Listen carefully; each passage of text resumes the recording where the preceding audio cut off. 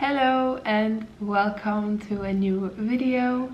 I've been wanting to do this video for a little while, but with Johannes at home and corona sickness and Christmas and everything, it's taken a little while. I swear to God, I tried to make this video 3 times yesterday, but it didn't work out. Alright, by the title of this video, I'm pretty sure that you know what it's about. It's my top 5 key learning point things, tips, I don't know.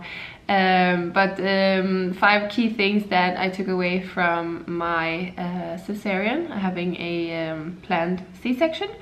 And I just wanted to put them in a video so that I remember them, but also maybe it's something that you can use, or maybe you have a partner or someone who's going through one or gonna have one, so, or maybe you are just curious about the Cesarian. So no matter what, while you're here, welcome, and please subscribe or consider subscribing if that would be something that you would do. That would make me very happy. Alright, I have my phone, that's why I'm keep looking down, because I really want to remember everything. Alright, point number 1, without further ado. The first key takeaway that I had from my Cesarian was to get the date planned in my calendar as soon as possible. And this key point is, of course, especially if you are like me and you had some doubts, or maybe you're a bit stressed out about the whole birth thing, or yeah, I don't know. I feel like when I got the date in the calendar, it was very calming. Like it was something like very from the thoughts going everywhere and back and forth and everything, I could kind of put the birth to the side a little bit and just enjoy the pregnancy. The best thing my doctor ever said to me was, you know, well, and we just put it in the calendar, and if you don't want the date, then we'll just cancel it again. And it was a very nice approach to it, and it worked very well for me, because then I could kind of, you know, chew on it. I could kind of like just be in the feeling that it was gonna happen and figure out if that was the right feeling or not, which it obviously was. So that's my first thing. Plan the date as soon as possible if you can. I know different healthcare systems are different in different countries, but I'm so fortunate to live in Denmark, where the government pays for it for you, and yeah, single payer system. All right, second point on my list.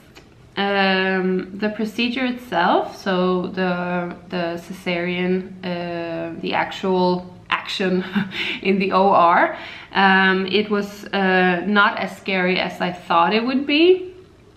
I still pinch up when I go to get a blood test or something, and that's after childbirth. So but it you know, it's more scary mentally than it is physically to go through it. I was very lucky to have my husband next to me, and he was just very calm that day. He was kind of like fixing mode, so that was good. But with the procedure itself, like when I was laying there on the table, I think that I had like bigger pains in my shoulder and my neck, because I was nervous and I was like twitching a little bit and like tensing up, rather than anything else. The most painful thing about the whole procedure was getting the IV put in my arm. I think the doctor who did it, he was kind of young, he was probably quite new, because he couldn't really find a vein. So I saw, like, at one point I looked to the side and he was like almost jerking it around like different, so I was completely blue for like a month on my wrist. But obviously it hurts to have a Cesarian, it hurts to give birth, it hurts it hurts being pregnant, everything hurts. But my second point is at least that it was not as scary as I thought it would be. And that's a very reassuring thing, I think. When I was there, when I was living through it, you know, I felt that they were touching my body, and they were touching my belly and like everything, but I couldn't feel anything. So that is one sure thing I can definitely sign on. You will not feel a thing of pain. You will feel that they are touching your body, like someone is touching here, but it's not painful at all. Third point, stand up as fast as you can. And this is something that they also recommend, like the doctors recommend. So like in the material that you get before having a cesarean, and what they are like pushing for and telling you. But I do really think that it's also a good thing. I healed very fast. Like, obviously I don't know if it would have taken the same time if I would have stayed in bed longer, but the one thing I do know is that it's promoting blood flow, and I feel also like gaining that independence, that you can walk around and go to the bathroom and those kinds of things, was very, very nice. So standing up as fast as possible, even though it hurts a little, even though it's like painful and you feel like a shrimp that can't be stretched out, you definitely can. And it's extremely nice when you stand up and you kind of like, even though if it takes 15-20 minutes, when you stand up for the first time and you're like really stretching out your body, and you're not gonna rip open or anything like in your belly, it's just but standing up I think was a good thing to do. All right, fourth thing, also on the same topic, you heal much faster than you think. I remember like when I was doing my prep work and I was searching everywhere. That's also why I started, one of the reasons that I started the channel. I don't really think that I could find a lot of information on cesareans, and definitely not planned ones, like chosen ones. When I was researching, I would just like imagine the way it would be. Like I would imagine that, oh my god, I'm gonna probably be in pain for weeks and weeks, and you know, you imagine, you know, someone like cutting into your belly, and what if it rips open or anything like that. But I would say healing much faster than I thought I would. 10 to 14 days. And I'm so fortunate to have a lot of girlfriends, many who've done both vaginal births, but also quite a few who've done a abdominal birth or a C-section, and some have been like rushed ones, some have been planned ones, just like mine, all for different reasons. But when you, as far as I understand, when you give birth vaginally, it also takes about 10 to 14 days before you kind of like feel good again. You're just sore and have aches and pains in a different way, obviously, than when you have a cesarean. But after 10 days, like I felt quite good again. I had lots of other things going on, like my wrists were acting up and I had some back pain. I also got a hematoma in my stomach after the cesarean, but I remember feeling like after 10 days or 14 days, I started like moving much faster, and I felt quite, I started feeling like myself again. And after like, I think after 4 weeks, I really had to remind myself that I'm not allowed to lift anything heavy. That was the most difficult thing. Like for 6 weeks you're not allowed to lift anything heavier than your baby, and that was really hard. Like I couldn't lift any grocery bags, I couldn't lift any travel suitcase, I couldn't do anything like that.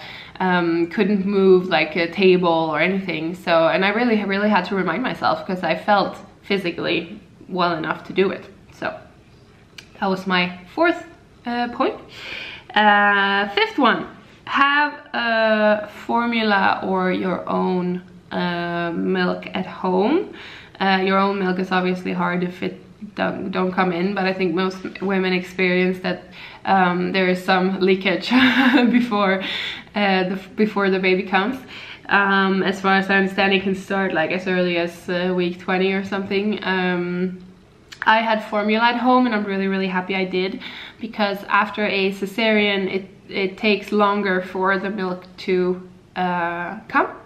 Already in the hospital he got a little bit of formula, but I think they were still hoping that my milk would probably come like any hour. But I gave birth to him on a Monday, we came home on a Wednesday, and the milk didn't come until Saturday. So he would not have made it obviously a whole week without food. That's not really doable. But having formula or having milk at home, so that you are sure that you can give a little bit while you're waiting for the milk to come, and pumping and stimulating and all that stuff. That was when we got to a point where he got like really hungry, and at that point I was just like, yeah, I don't think that I had ever really cared if it was formula or my food. You just don't want your baby to be hungry. But it was just so nice to like not have to go, okay, we have to go to the store and get some. We just had it, it was right there. It took a long time for my milk to come in. So yes, those were my top 5. Plan the date if you can. The procedure itself is not as scary as you think. It's much scarier in your head than actually going through it. Stand up afterwards as fast as you can. No pressure though, it's not like you're, whatever. Talk to your physician. But standing up as fast as you can and kind of being motivated to do it, good thing. You heal much faster than you think. It takes a while for the milk to come, so having a prep and having solution for that at home before the baby comes is a good thing. I have a bonus tip that I want to share. I got it from my nurse, but her tip was to use the blow dryer when you are changing the diaper. We use the blow dryer also like in the night when we were changing him, like no lights on obviously, but I don't know if it's the warmth or the sound or a combination of both, but he could be like crying and like, but you have to change the diaper. Like using the blow dryer to calm him and warm him while we were changing his diaper was, yeah, it was the best thing ever. He immediately when we turned it on, he was just like very like relaxed and calm, and yeah, it was a good thing. We even developed like a whole neck thing, like where you would put it like right here and you could hold it with your neck so you could change at the same time. All right, that's just the bonus tip. Lastly, I've actually also put into this video that I wanted to record a message to myself. Like, what would I have said to myself while being pregnant, like before birth, before becoming a mother? What would I have said to myself knowing what I know now? I ended up with like a pretty short text, but I really think it summarizes my thoughts. So this is to you. But yeah, here it goes. Eat healthy when pregnant if you can. I think we all know why. If you don't, check out my other 2 videos. No, but eat healthy if you can, so that you don't become a huge house of just pain and ice cream when you're baking the baby. It takes a week or two to get to know this little new person. The love grows, and that's okay. You'll sleep much more than you think. Much more than you think. Just not in 8-hour stretches. Like, if that's what you're aiming for or thinking will be a reality, then you're going to be disappointed. But I remember thinking like, oh my god, I'm not going to sleep at all, and that's not true. You sleep a lot more than you think. I think I even sleep more now than I did before. You just don't sleep. You sleep in... And we're back. I think the camera died. No, but it was stressful to know that the only way he could get food from when he was like 3 months until he was 6 months, and really started like eating real food, eating like baby food, and eating yeah, porridge, you know. It was a little bit stressful knowing that the only way he would get food was by nursing, and yeah. I think also for my husband, actually, he's expressed sometimes that it was a bit frustrating for him not being able to help. Like, if he would feel like, oh, I wish I could just take 1 night for you or 2 nights for you a week, I would happily do it. Like, I would happily get up and give him a bottle and cuddle him and get him full so he could sleep, and I could sleep. But yeah, that wasn't possible. So that's the last thing. All right, that's it. I really hope that that you enjoyed the video. I really hope someone, maybe just one mama, got something from my list. Seriously though, remember the bonus tip with the blow dryer, because it's an amazing tip. And yeah, until the next video. Thank you for watching.